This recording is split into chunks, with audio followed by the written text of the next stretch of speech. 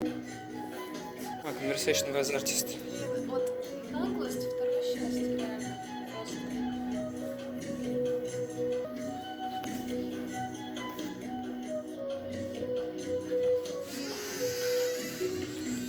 Building bridges between. Doctor, and then I stopped my medicine, started doing watercolors, sitting on the roadside, and I was doing very well as a doctor. I did not give it up because I was not doing well.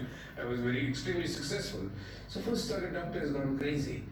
I mean, it's such a good practice, and now he sits on the roadside and does some painting. And one old man asked me, normally people like to climb up the ladder of success. Why do you come down? It was all right until I did my watercolors. Then I started planting shells. So for most people, the idea of planting shells as a profession was the most weird thing to do for an adult. I learned my basic painting skills from my father. Initially, I did rather traditional watercolors. And for the last 20 years, I've been experimenting with different kinds of work. And then I traveled around the world. And I would say that I learned my work from museums of modern art.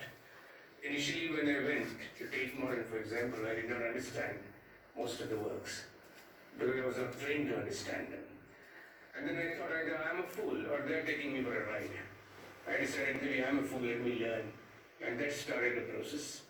And after some time, I mean, it was wonderful. A kind of Pandora's box was opened to me by the museums, by the art fairs, by the biennales. And here am I, basically doing a lot of conceptual work now. Turning a walk into a sculpture, which Richard Long floated. I was really fascinated by that idea, the concept of making a walk into a sculpture. And I had done some lamps. So I took one of my lamps, a copper lamp, went to the beach, dug a crater, placed my disc on the top of the crater with the electrical bulb underneath it and the electrical wire running under the sand, took the electrical connection from a beach shack. And when I put the light on, I was stunned. It was not intentional what I did. It was almost accidental. And my first piece of land art is called a 10th planet because I felt like God. I felt I have created a planet. Most of my work, which I do on the beach, is very temporary, which is ephemeral. It reminds me of a lovely poem by Tagore, who is my favorite poet. It says, the waves write their poetry on the sand. I'm not satisfied. Wipe them off over and over again. So my works are kind of my poetry on the sand. And the waves wipe them off too. There'll be some works which I do with shells, which will just last until the high tide comes. That's again a few hours.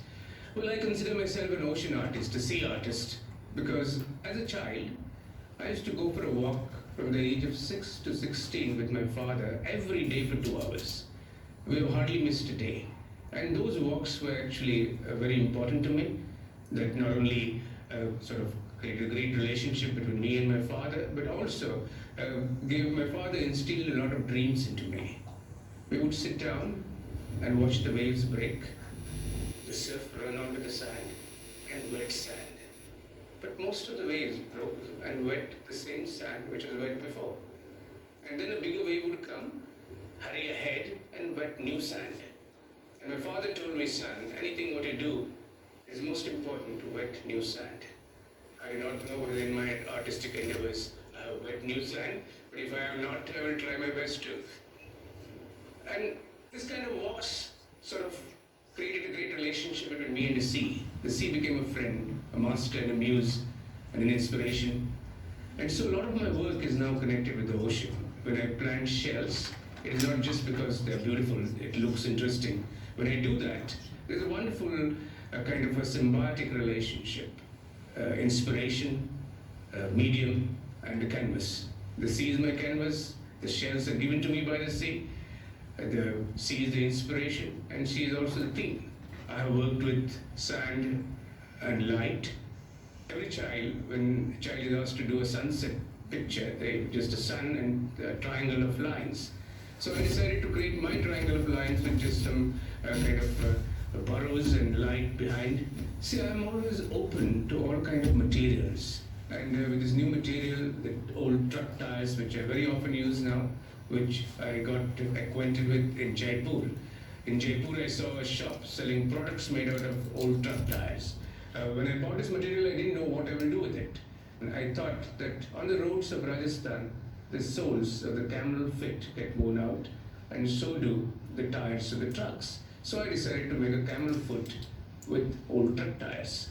The ideas are important to me, and then new materials fascinate me. So one day I was doing an interview with a cane maker, and I found this story very interesting and the way he was working. So I decided, okay, I made a drawing and said, can you do that? And he did it for me. And then we just used them as lamps in a festival. So I've always been fascinated with boats, the wooden boats, especially the way the two pieces of wood are joined to create the boats. For me, that's wonderful. And I have been, as a child, clicking pictures of the surfaces of boats because the surfaces are so rich. Because for 50, 60 years, the waves have played upon the body of the boat, creating all these surfaces. And I loved them. And then, slowly, the fishermen are now using fiberglass boats because they're cheaper, they're lighter, they consume less petrol, and so they sell the old boats. They don't know what to do with them. So one day I bought an old boat, and I started working with this, and it was a wonderful experience because here I was working with a boat which was already in use for 60, 70 years. So the whole story of the boat is incorporated in my sculpture, which I make out of this boat. So it's like using history as a medium for sculpture itself. The songs of the fishermen, the lines, the grooves made by the rope, which pulled the nets into the boat, the waves playing and making those textures, all that becomes part of my sculpture. When I was asked to do this installation, one of the biggest problems was this big hotel, Burj Arab. Now, Burj Arab was so dominating. To do something next to it, which will stand, was a big challenge. But interestingly, what happened was because of the shape of the boats and I put them vertical, it just goes very well. I realized that the oceans, which separate the continents, were also responsible for uniting the continents. I was a doctor practicing on the seaside at a hospital where I said the babies were born to the music of the waves because it was that near. All fishermen were my patients. And I realized that their life is so much intertwined with the ocean. It's almost inseparable. And that idea of inseparability fascinated me. Because if you have studied the life of the fishermen, they don't sleep at home. They sleep on the beach under the open sky. They get up in the middle of the night, push the boat, go into the ocean, come back early morning, the wives are waiting with the breakfast, and they carry the fish they have brought to the markets. And then the whole life is totally connected. And what I realized is, in spite of the tourism, the life of a lot of fishermen remains unaffected. I decided that I will do something expressing this idea of inseparability. So the fishermen become the boat, the fishermen become the fish. The whole history of human civilization is dissolved in the ocean. And through my work, I try to precipitate that history. Indigo was another very important commodity in the ships which sailed from India. Indigo is a color which is supposed to have seduced the world. It has been used for times immemorial. And initially, indigo came from a plant.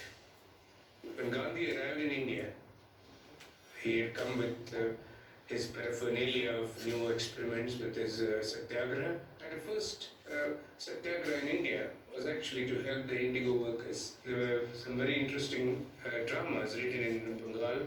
One is called Neelatarpan, which is about indigo. And so indigo really fascinated me, and I loved the color. And then I found it very wonderful way of doing it, that I started covering rocks with indigo. Initially, when I started covering the rocks, I didn't know how to do it. Because first I went with 100 toilet papers and some glue, thinking that I will cover the rock with toilet paper and then apply indigo to it. And then I also carried a sieve, and it was very windy. And I just put a little bit indigo in the sieve and just tapped it, and the wind did the job. What I had thought would take 10 hours was done within 10 minutes by the wind. And just within half a kilo of indigo, I could cover a huge rock. And that's how this series started. The ocean was a vehicle, as an enzyme, a medium for intercontinental cultural diffusions. The chilies, for example, we never had in India. Chilies were there only in South America. And chilies were brought by the Portuguese in 1500. And within 50 years, They spread all over India, Southeast Asia, in China, and Japan. And we cannot think of Indian food without chilies now. And very few Indians will be aware that chilies are not from India. I made some chilies which are covered with the Rajasthani cloth, kind of an Indianization of chilies. So basically all this history I try to stir with my work. It was not just chilies, even the religions got Indianized. If you go to Kerala, Christianity arrived in India much before it went to Europe. In 52 AD, Thomas, the apostle, came to Kerala. And the first church was built in Kerala. And slowly there were transformations happening even in the way the cross is depicted. So I made one of the works where actually I have clad the cross with Krishna's dress. I was invited to do a work in a garden in Lisbon, and this garden has been existing ever since the days of Vasco da Gama. There was a chapel in the garden, and even Vasco da Gama has prayed in that chapel before setting sails for India. So since the Portuguese managed to change the full history of India, I decided I would take a kind of a poetic revenge. So I carried rice from Goa and planted it in that garden, tracing the route of Vasco da Gama. So when the rice grew there, it just did not grow rice, but it sprouted history. And I started reading more, and I realized that pepper was so very important. Pepper actually determined the history of India. If we did not have pepper, perhaps the colonial powers would not come here.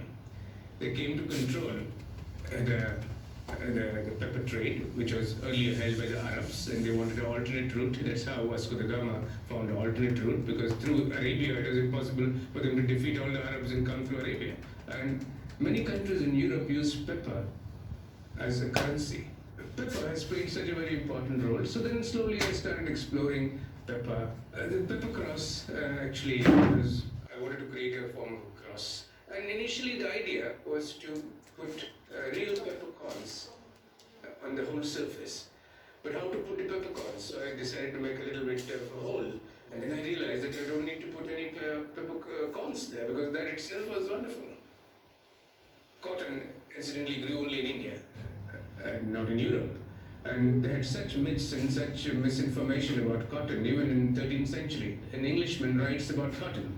He says, there in India exists a tree called cotton.